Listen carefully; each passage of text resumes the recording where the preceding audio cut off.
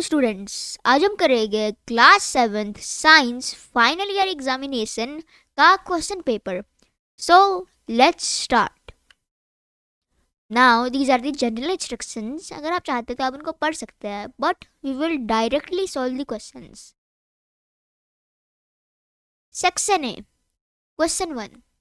Name the organ in which urine is stored before it passed out from the body. Now जो urine है वो एक waste product है which is remove from our body. Now ये question पूछ रहा है कि रिमूव होने से पहले वेयर इज़ यूरिन स्टोर्ड, कौन से ऑर्गन में यूरिन को स्टोर किया जाता है बिफोर इट इज़ एक्सक्रेटेड और passed out from the body. तो कौन सा ऑर्गन है वो? The organ is urinary bladder. So option C, urinary bladder, will be correct. Second question. Bryophyllum can reproduce by its. Now जो bryophyllum plant है it reproduces asexually, meaning with just one single partner. And वो reproduce कौन से process से करता है? By vegetative propagation.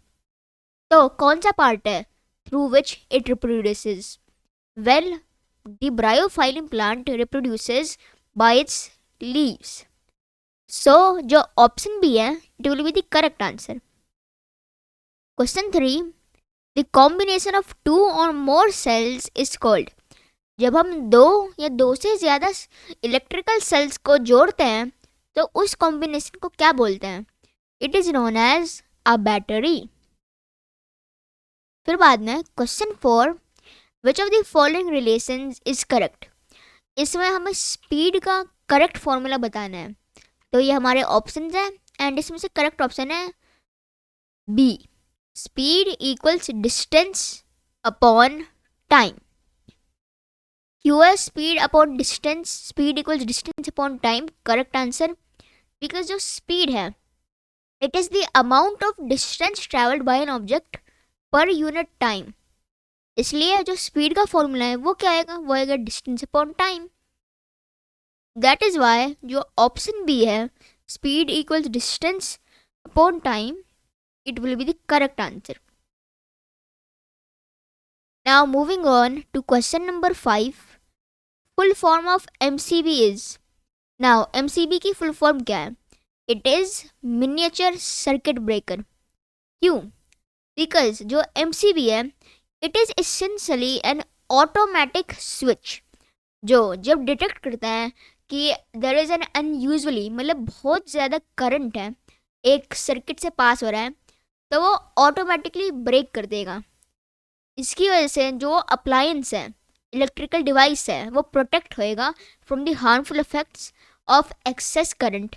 And वो जो इलेक्ट्रिकल डिवाइस है वो शॉर्ट सर्किट नहीं होएगा. इसलिए जो ये एमसीबी है it is miniature, meaning it is very small and it breaks the circuit. Hence the full form of MCB is miniature circuit breaker. Now let's go to question number 6. Which of the following statements is not correct? Now इस question को solve करने से पहले हम सारी की सारी statements को पढ़ लेते हैं. Statement A. Forests protect the soil from erosion. B. Plants and animals in a forest are not dependent on one another. C. Forests influence the climate and water cycle. And option D. Soil helps forests to grow and regenerate. तो इनमें से कौन सी statement incorrect है? Option B.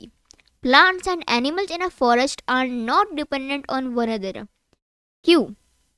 Well ये incorrect statement इसलिए है because plants and animals are actually interdependent on each other. The plants are dependent on the animals in order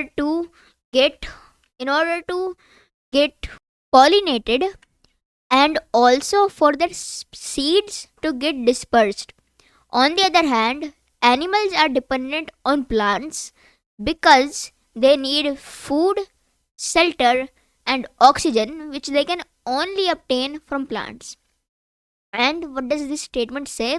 This statement says that plants and animals in a forest are not dependent on one another and that is why it's incorrect.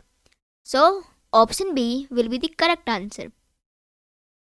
Moving on to question number 7, the final MCQ. A chemical used to disinfect water. And now ये हमारे options है chlorine and oxygen. Now, जो water है वो normally it has various infectious agents. Infectious agents meaning वो agents जो आपको diseases पहुंचा सकते हैं. जैसे कि नॉर्मली जो इन्फेक्टेड वाटर होता है उसमें normally various kinds of bacteria, viruses, algae and other harmful micro organisms होते हैं. इसलिए इस वाटर को डिसइंफेक्ट करने के लिए हम केमिकल्स को यूज़ करते हैं. तो कौन सा केमिकल यूज़ करते हैं ताकि हम पानी को डिसइंफेक्ट कर सकें? इसका करेक्ट आंसर होएगा क्लोरीन. क्योंकि जो ऑक्सीजन है, ऑप्शन बी, वो एक केमिकल थोड़ी ना है, वो तो एक गैस है. इसलिए जो क्लोरीन है it will be the correct answer as it is used to disinfect water. Now let's go to section B. Now question number 8, distinguish between a parasite and saprophyte. तो इस वाले क्वेश्चन का आप answer लिख सकते हो.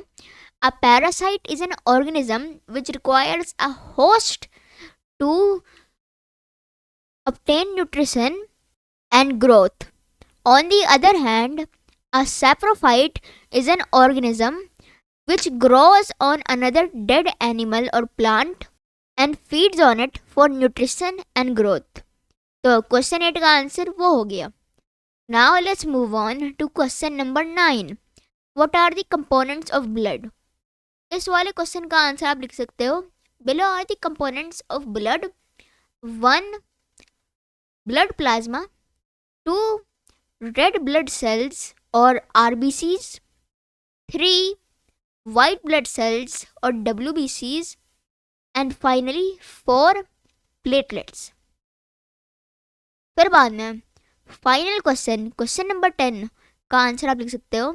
Give reason why should oils and fats not be release in drains. इसका आप क्वेश्चन आंसर लिख सकते हो.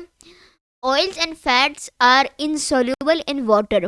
When they are released in drains they clog the drains and create blockage in the sewers. So we should not release oils and fats in the drains. फिर बाद में final question, name any 2 effects of electric current. इसका answer आप लिख सकते हो. Below are 2 effects of electric current. 1 heating effect and 2